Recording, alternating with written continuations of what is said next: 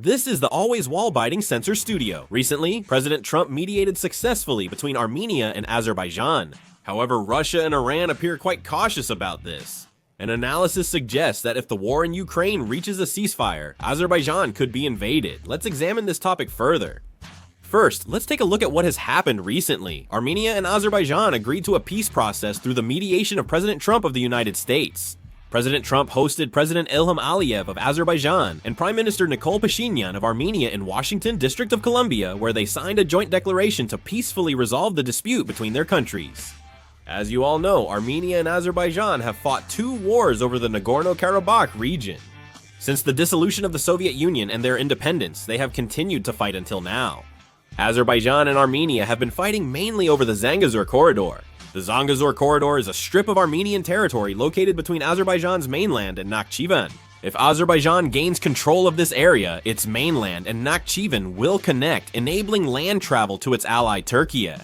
That's why the 2 countries have been fiercely fighting over this area, but this time President Trump has managed to resolve it to some extent. President Trump brought together the presidents of 2 countries and had them make a declaration, establishing a corridor in the Zangezur region. This corridor is called the Trump Road for International Peace and Prosperity, but in this video I'll refer to it as the Trump Route. Considering the mutual distrust between the 2 countries, the United States decided to manage the Trump route. As a result, both Armenia and Azerbaijan responded positively, somewhat resolving the conflict between them.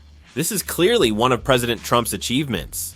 The global community also praised Armenia and Azerbaijan for signing the peace declaration. Ursula von der Leyen, president of the European Commission, wrote on X that this is welcome news on the journey towards sustainable peace. The European Union pledged ongoing support for normalization efforts to ensure lasting peace, stability, and prosperity in the area.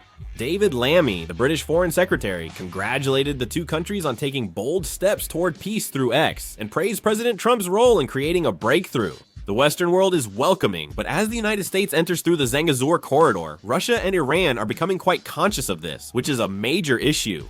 Azerbaijan and Russia have a very strained relationship, which I've discussed in a previous video. On December 25, 2024, Russia shot down an Azerbaijan Airlines civilian aircraft. A Russian military surface-to-air missile accidentally hit a plane, causing it to crash. The disaster resulted in 38 out of 67 passengers dying. Reportedly, a malfunction in Russia's air defense system caused the launch of a surface-to-air missile. The Ukrainian military had recently conducted a drone attack in the area, causing the Russian military to deploy air defense weapons. Azerbaijan and Russia's relationship exploded after they claimed to have shot down a civilian airliner. President Putin of Russia called it a tragic incident, but he did not admit responsibility. Because of this, Azerbaijan started to take an anti-Russian stance from this point on.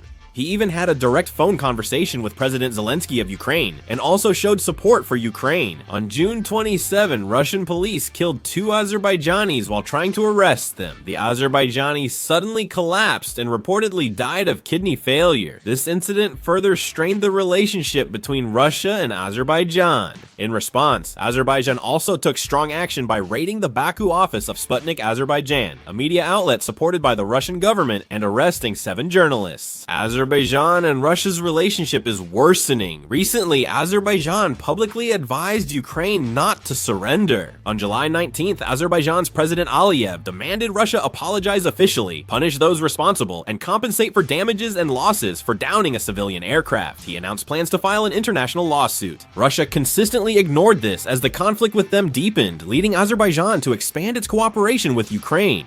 Russian state television reported that Azerbaijan assisted Ukraine in executing the spiderweb operation within Russia, significantly damaging Russia's bombing capabilities.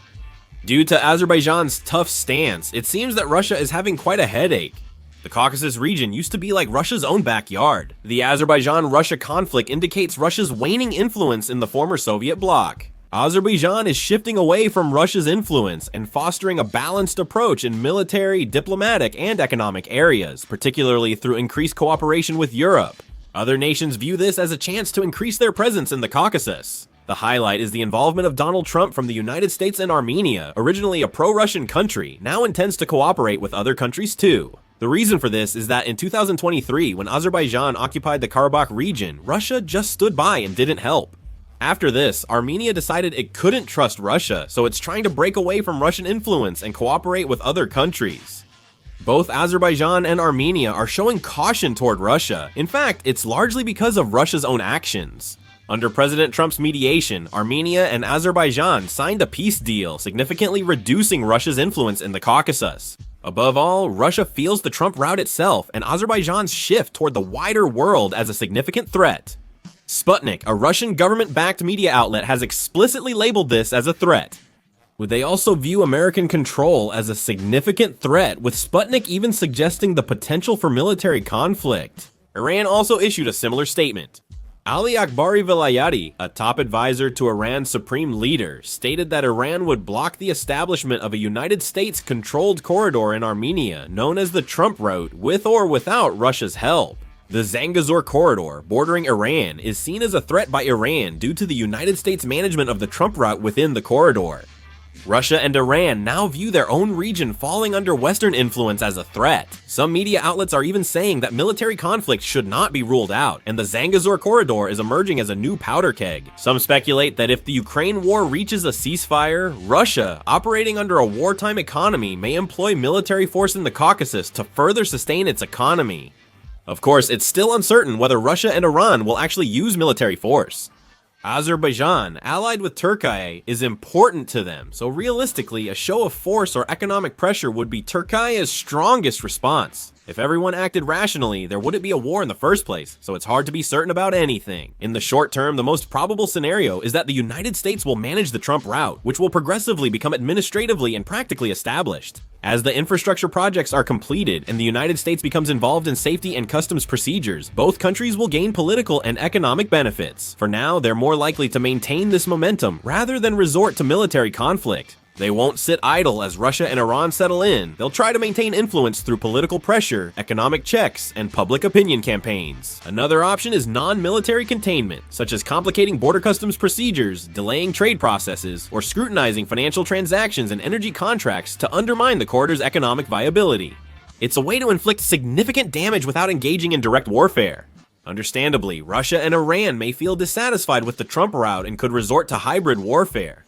They pressure asymmetrically via cyber attacks, small border clashes, and militia activities to make the Trump route quit independently. In these situations, attacks on critical infrastructure like bridges or power plants could cripple logistics and drive away investors. Also, although the possibility is small, if the war in Ukraine enters a ceasefire and Russia has the capacity to redeploy troops and resources to the Caucasus region, or if Iran decides it can no longer tolerate the infringement of its national interests, the use of military force could become a reality. The response from Turkey and the West would significantly impact geopolitics in this case.